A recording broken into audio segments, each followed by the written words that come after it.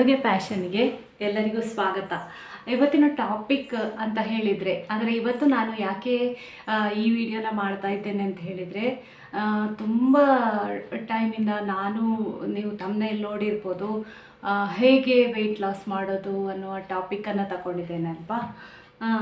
ಯಾಕೆ ಎಷ್ಟು ಡಯಟ್ ಮಾಡಿದರೂ ನಾವು ವೆಯ್ಟ್ ಲಾಸ್ ಆಗ್ತಿಲ್ಲ ಅಂತ ಹೇಳಿ ನಾನು ಕೂಡ ತುಂಬಾ ಅಂದರೆ ಈಗ ಡಯಟ್ ಮಾಡೋದು ಸರಿ, ವೆಯ್ಟ್ ಲಾಸ್ ಮಾಡೋದು, ಎಲ್ಲರೂ ಕೂಡ ದಪ್ಪ ಆಗಿದೆಯಾ ಸಪ್ಪರಾಗಿದೆಯಾ ಅನ್ನೋ ವಿಚಾರ ನಾವು ಲೇಡೀಸ್ ತುಂಬಾ ಮಾತಾಡ್ತೇವೆ. ಅದಲ್ಲದೆ ನಮ್ಮದೊಂದು 35-40 ಏಜಲ್ಲಿ ನಾವು ದಪ್ಪ ಆಗೋದು, ಏನಾದರೂ ಹೆಲ್ತ್ ಇಶ್ಯೂಸ್ ಬರೋದು ಅಂಥದ್ದೆಲ್ಲ ಕಾಮನ್. ಅಂಥ ಟೈಮಲ್ಲಿ ನಾವು ಯಾವ ರೀತಿ ಫುಡ್ಡನ್ನು ತಗೊಳ್ಬೇಕು, ಮತ್ತು ನಾನು ನನ್ನ ವ್ಲಾಗನ್ನು ಇನ್ನು ಮುಂದೆ ವಿಡಿಯೋದಲ್ಲಿ ಅಪ್ಲೋಡ್ ಮಾಡ್ತೇನೆ. ನಾನು ಏನೇನು ಮಾಡ್ತೇನೆ, ನನ್ನ ಲೈಫ್ ಸ್ಟೈಲ್ ಹೇಗಿದೆ ಅನ್ನೋದನ್ನು ನಿಮಗೆ ತೋರಿಸ್ಬೇಕು ಅಂತೇಳಿ ಅಂದ್ಕೊಂಡಿದ್ದೇನೆ. ಸೊ ನಾನು ಸ್ವಲ್ಪ ಡಯಟ್ ಮಾಡ್ತಿಲ್ಲ ಅಂದರೆ, ಯಾವಾಗಲೂ ಹೆಲ್ದಿ ಫುಡ್ ತಿನ್ನಬೇಕು ಅಂತ ನಾನು ಯಾವಾಗಲೂ ಹೇಳ್ತಾ ಇರ್ತೇನೆ. ಬಟ್ ಡಯಟ್ ಮಾಡ್ತಿಲ್ಲ ಅಂತ ಹೇಳಿದರೆ ಪೋರ್ಷನ್ ಕಂಟ್ರೋಲ್ ನೋಡ್ತಿಲ್ಲ, ಒಟ್ಟರಸಿ ತಿಂತಾ ಇದ್ದೇನೆ. ಅಂದರೆ ಈಗ ಇವತ್ತು ಬೆಳಿಗ್ಗೆ ಮಸಾಲೆ ದೋಸೆ ಅಂತೇಳಿ ಒಂದು ಒಳ್ಳೆ ರೆಸಿಪಿ ಮಾಡಿದೆ ಅಂತಾದರೆ ಚೆನ್ನಾಗಿ ದೋಸೆ ತಿಂತೇನೆ. ಹಾಗೆ ತಿಂದರೆ ಏನಾಗುತ್ತೆ, ವೆಯ್ಟ್ ಲಾಸ್ ಆಗೋದಿಲ್ಲ. ಸೊ ಇನ್ನು ಮುಂದೆ ನಾನು ನೆಕ್ಸ್ಟ್ ನನ್ನ ಡಯಟ್ನ ಮುಂದುವರಿಸಬೇಕು. ನಾನಂದರೆ ಮೊದಲಿಂದ ಡಯಟ್ ಮಾಡಿ ಒಂದು 6 ಮಂತ್ ಬ್ಯಾಕ್ ಒಂದು 4 kg ಡೌನ್ ಆಗಿದ್ದೆ. ಬಟ್ ಈಗ ವಾಪಸ್ ಅಂದರೆ ನಮ್ಮ ಏನು ಹೇಳ್ತೇವೆ ನಾವು, ಮೂಡ್ ಅಂತ ಹೇಳ್ತೇವೆ, ಅಂದರೆ ಕೆಲವೊಮ್ಮೆ ಮನಸ್ಸು ಅಂತ ಹೇಳ್ಬೋದು. ಡಯಟ್ ಮಾಡುವಂತಹ ಮನಸ್ಸಿರೋದಿಲ್ಲ. ಏನು ಮಾಡಿ ಯಾರು ಎಷ್ಟು ಡಯಟ್ ಮಾಡಿದರೂ ಸಪ್ರಾಗಲ್ಲ ಅಂತ ಹೇಳಿ ಮನಸ್ಸಿಗೆ ಬೇಸರ ಆಗೋದಿರ್ಬೋದು, ಅಥವಾ ಸುಮ್ಮನೆ ನಾನು ಏನೂ ತಿನ್ನದೆ ಎಷ್ಟು ಕೂತ್ಕೊಳ್ಳೋದು, ತಿನ್ನಬೇಕು ಅನ್ನುವ ಒಂದು ಆಸೆ ಇರ್ಬೋದು. ಇದೆಲ್ಲ ಕಾರಣದಿಂದ ನಮಗೆ ಡಯಟ್ ಮಾಡಲಿಕ್ಕೆ ಆಗೋದಿಲ್ಲ. ಮೇಯ್ನಾಗಿ ಹೇಳೋದಾದರೆ ಫುಡ್ ಕಂಟ್ರೋಲ್ ಮಾಡೋದು ಅಂತ ಹೇಳಿದ್ರೇ ಕೆಲವು ಜನರಿಗೆ ಇಷ್ಟ ಆಗಲ್ಲ. ಫುಡ್ ಕಂಟ್ರೋಲ್ ಮಾಡೋದು ತಪ್ಪು ಅಂತ ಹೇಳೋದು ಕೆಲವರು ಹೇಳ್ಬೋದು. ಆದರೆ ಏನೇ ಆಗಲಿ ವೆಯ್ಟ್ ಲಾಸ್ ನಾವು ಮಾಡಿಕೊಳ್ಬೇಕು ಅಂತ ಹೇಳಿದರೆ ಖಂಡಿತ ಫುಡ್ ಕಂಟ್ರೋಲನ್ನು ಮಾಡಬೇಕು. ಬೆಳಿಗ್ಗೆ 4 ದೋಸೆ ತಿನ್ನುವಲ್ಲಿ 2 ದೋಸೆಗೆ ನಾವು ನಿಲ್ಲಿಸಬೇಕು. ಹಾಗೆ ಮಧ್ಯಾಹ್ನ ನಾವು 4 ಸೌಟು ಊಟ ಮಾಡ್ತೇವೆ ಅಂದರೆ 2 ಸೌಟಿಗೆ ಬರಬೇಕು. ನೈಟ್ ಡಿನ್ನರ್ ಕೂಡ ಲೈಟಾಗಿ ತಗೊಳ್ಬೇಕು. ಅದನ್ನು ನಾವು ಪ್ರತಿನಿತ್ಯ ನಮ್ಮ ನಿತ್ಯ ಜೀವನದಲ್ಲಿ ನಾವು ಹೇಗೆ ಅಳವಡಿಸ್ಕೊಳ್ಳೋದು, ಅದು ಪ್ರಶ್ನೆ ನನಗೆ ಕೂಡ ಹಾಗೆ ಆಗಿದೆ. ನಾನೀಗ ಸಾಧಾರಣ 79 kg ಇದ್ದೇನೆ. ವೆಯ್ಟ್ ಜಾಸ್ತಿ ಆಗಿದೆ.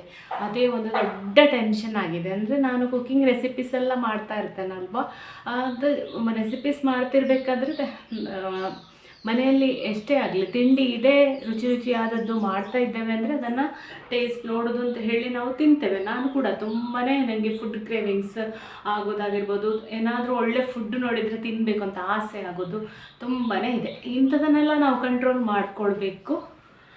ಅದನ್ನು ನಾನು ನನ್ನ ಅಂದರೆ ವೆಯ್ಟ್ ಲಾಸ್ ಜರ್ನಿ ಅಂತ ಹೇಳಿ ಮಾಡಿಕೊಂಡು ವಿಡಿಯೋನ ಮಾಡಿ ನಿಮ್ಮ ಜೊತೆ ಶೇರ್ ಮಾಡಬೇಕು.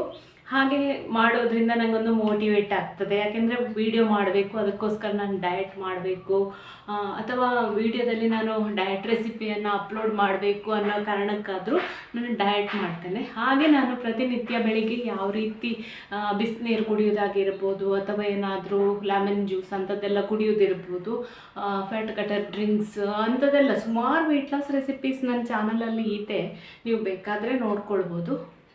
ಈ ವಿಡಿಯೋ ನಿಮಗೆ ಇಷ್ಟ ಆಗ್ತದೆ ಅಂತ ಅಂದ್ಕೊಂಡಿದ್ದೇನೆ. ಇದೇ ರೀತಿ ನನ್ನ ಮುಂದೆ ಕೂಡ ಇನ್ನು ವೆಯ್ಟ್ ಲಾಸ್ನ ಜರ್ನಿಯನ್ನು ನಿಮ್ಮ ಜೊತೆನೇ ಶೇರ್ ಮಾಡಬೇಕು ಅಂತ ಅಂದ್ಕೊಂಡಿದ್ದೇನೆ. ಅಂದರೆ ವೆಯ್ಟ್ ಲಾಸ್ ಎಲ್ಲರೂ ಮಾಡ್ತಾರೆ, ಅಥವಾ ಡಯಟ್ ಎಲ್ಲರೂ ಮಾಡ್ತಾರೆ, ಆದರೆ ಎಷ್ಟು ದಿನ ಮಾಡ್ತಾರೆ ಅನ್ನೋದು ಇಂಪಾರ್ಟೆಂಟ್. ಅದು ನನಗೆ ಕೂಡ ಇನ್ಕ್ಲೂಡಿಂಗ್ ಹೇಳೋದೀಗ. ನಾನೇ 1 ವಾರ ಮಾಡ್ತೇನೆ, 15 ದಿವಸ ಮಾಡ್ತೇನೆ, ಆಮೇಲೆ ತಡ್ಕೊಳ್ಳಿಕ್ಕಾಗೋದಿಲ್ಲ. ಫುಡ್ ತಿನ್ನಬೇಕು ಹೇಳುವ ಆಸೆ ಜಾಸ್ತಿ ಆಗ್ತದೆ. ಅದಕ್ಕೆ ನಾವು ಹಿತಮಿತವಾಗಿ ಆಹಾರವನ್ನು ನಾನು ಯಾವ ರೀತಿ ಡಯಟ್ ಮಾಡ್ತೇನೆ, ಅದರಿಂದ ವೆಯ್ಟ್ ಲಾಸ್ ಆಗುತ್ತಾ ಅಂತ ಹೇಳೋ ಒಂದು ಕ್ವಶನ್ ಕೇಳ್ಬೋದು. ಅಂದರೆ ನಾನು ಈಗ ಮನೆಯಲ್ಲೇ ಮಾಡಿದಂಥ ಫುಡ್ಡು, ಮನೆಯಲ್ಲೇ ಇರುವ ಟ್ರೆಡಿಷನಲ್ ನಮ್ಮ ಫುಡ್ಡನ್ನೇ ತಿಂದ್ಕೊಂಡು ನಾನು ಡಯಟ್ ಮಾಡಬೇಕು ಅಂತ ಅಂದ್ಕೊಂಡಿದ್ದೇನೆ. ಬಟ್ ವೆಯ್ಟ್ ಲಾಸ್ ಆಗುತ್ತಾ ಅಂತ ಹೇಳಿ ನಾನು 1 ತಿಂಗಳ ನಂತರನೇ ಹೇಳಬೇಕಷ್ಟೇ. ಅದೇ ರೀತಿ ಡಯಟ್ ಮಾಡಿ ನೋಡ್ತೇನೆ. 1 ತಿಂಗಳ ನಂತರ ಅದು ಒಂದು ವೆಯ್ಟ್ ಲಾಸ್ ಆಯಿತು ಅಂತ ಹೇಳಿದರೆ ಅದು ಓಕೆ. ಅದರ ಜೊತೆ ನಾನು ವರ್ಕೌಟ್ ಕೂಡ ಮಾಡ್ತೇನೆ. ಬೇರೆ ವಾಕಿಂಗ್ ಅದೆಲ್ಲ ನಾನು ಮಾಡೋದನ್ನೆಲ್ಲ ಕೂಡ ನೆಕ್ಸ್ಟ್ ನಿಮಗೆ ಮುಂದೆ ವಿಡಿಯೋದಲ್ಲಿ ತೋರಿಸ್ತಾ ಹೋಗ್ತೇನೆ.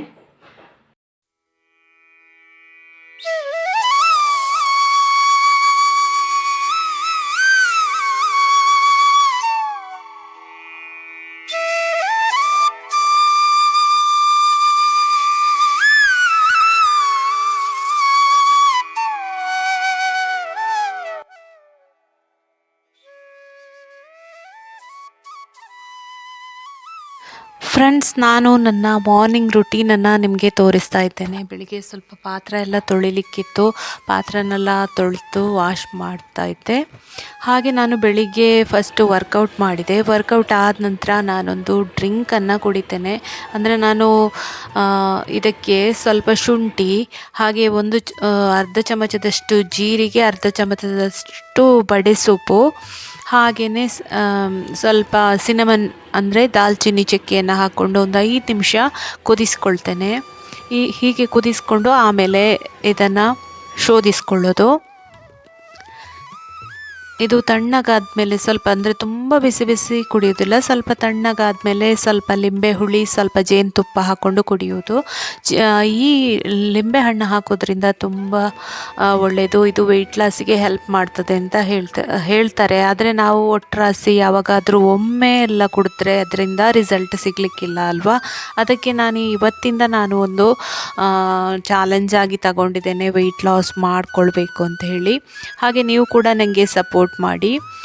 ಹಾಗೆ ನಾನಿಲ್ಲಿ ಹೊರಗಡೆ ಬಾಲ್ಕನಿಯಲ್ಲಿ ಕೂತ್ಕೊಂಡು, ಹೊರಗಡೆ ಸ್ವಲ್ಪ ಬಿಸಿಲು ಕೂಡ ಬೀಳ್ತಾ ಇರ್ತದೆ.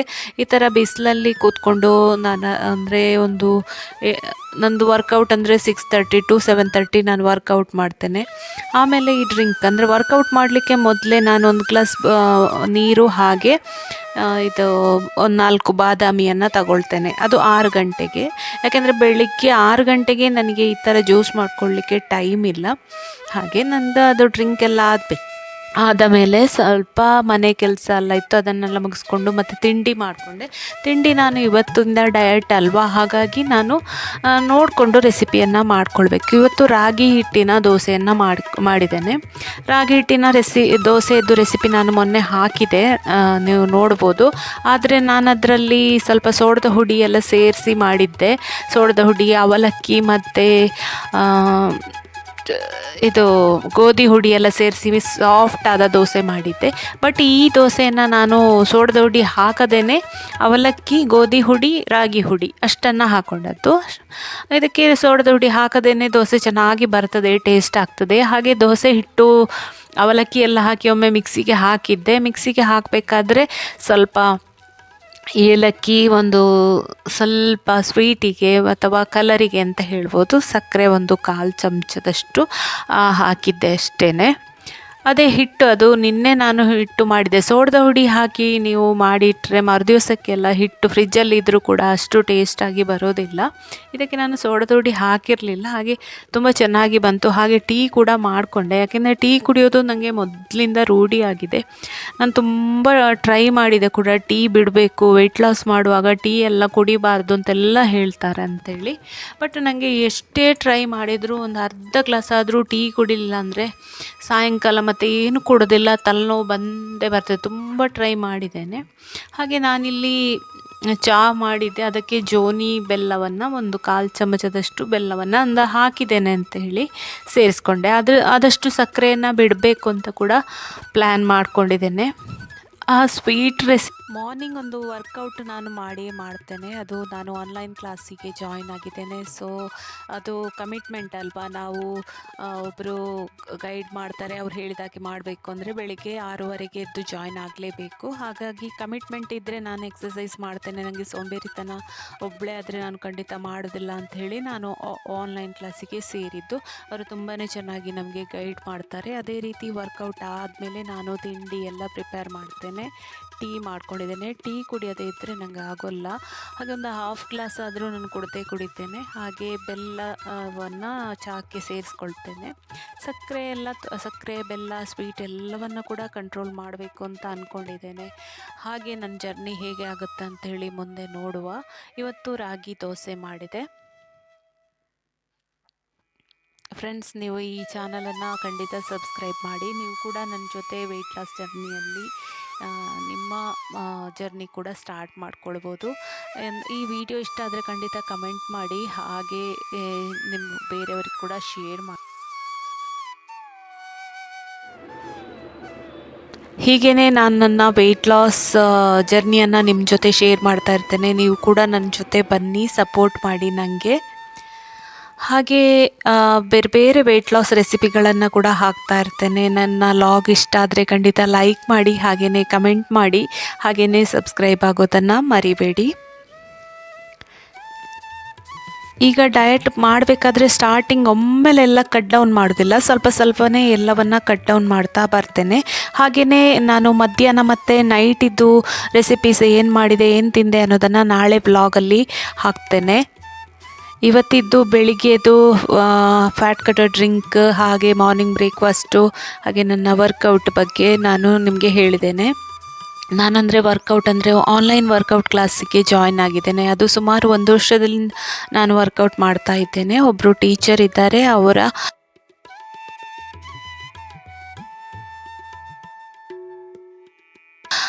ಅವರು ಮಾರ್ನಿಂಗ್ 6:30 to 7:30 ನಮಗೆ ಗೈಡ್ ಮಾಡ್ತಾರೆ. ಹೀಗೆ ಒಂದು ಕಾನ್ಸೆಪ್ಟನ್ನು ಸ್ವಲ್ಪ ಚೇಂಜ್ ಮಾಡಿದೆ, ಅದಕ್ಕೋಸ್ಕರ ನಾನು ಈ ವಿಡಿಯೋನ ಮಾಡ್ತಾ ಇದ್ದೇನೆ. ಫ್ರೆಂಡ್ಸ್, ನಿಮಗೆ ಇವತ್ತಿನ ನನ್ನ ವ್ಲಾಗ್ ಇಷ್ಟ ಆದರೆ ಖಂಡಿತ ಲೈಕ್ ಮಾಡಿ, ಹಾಗೆಯೇ ಶೇರ್ ಮಾಡಿ, ಹಾಗೆ ಕಮೆಂಟ್ ಮಾಡಿ ನಿಮ್ಮ ಅನಿಸಿಕೆಗಳನ್ನು ನನಗೆ ತಿಳಿಸಿ. ಯಾಕೆಂದರೆ ನೆಕ್ಸ್ಟ್ ಕೂಡ ನಾನು ಹೀಗೆ ವೀಡಿಯೋಸ್ ಹಾಕ್ತಾ ಇರ್ತೇನಲ್ವ, ನಿಮಗೆ ಇಷ್ಟ ಆಗುತ್ತವಾ ಅಥವಾ ಬೇಕಾ ಅಥವಾ ಯಾವ ರೀತಿ ಬೇಕು ಅನ್ನೋ ನಿಮ್ಮ ಅನಿಸಿಕೆಗಳನ್ನು ನನಗೆ ತಿಳಿಸಿ. ಹೀಗೇ ಬೇರೆ ಬೇರೆ ವ್ಲಾಗ್ ಜೊತೆ, ರೆಸಿಪಿ ಜೊತೆ ಮತ್ತೆ ಬರ್ತೇನೆ. ಅಲ್ಲಿಯವರೆಗೆ ನಮಸ್ಕಾರ, ಬಾಯ್ ಬಾಯ್, ಟೇಕ್ ಕೇರ್.